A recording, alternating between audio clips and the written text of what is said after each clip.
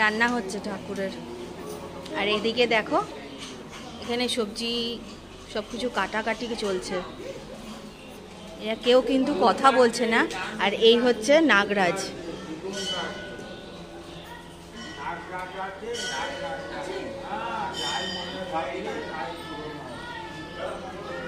লতানো গাছপালা দিয়ে সাজানো রয়েছে আর পুরো জায়গাটা এরকম কার্ভ করা, এত সুন্দর লাগছে দেখতে।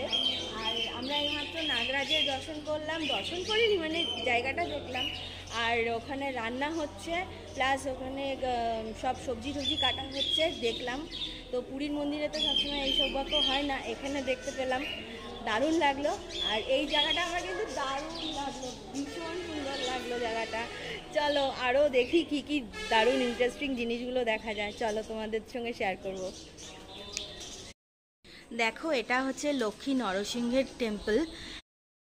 আর সব মন্দিরের মধ্যে বজরংবলীর মন্দির থাকবে না এটা তো হতেই পারে না, সংকটমোচনের মন্দির অবশ্যই থাকবে। তো দেখো সেখানে সংকটমোচন মন্দিরেও রয়েছে, কি সুন্দর করে সাজানো, ফুলগুলো কি সুন্দর করে দেওয়া রয়েছে।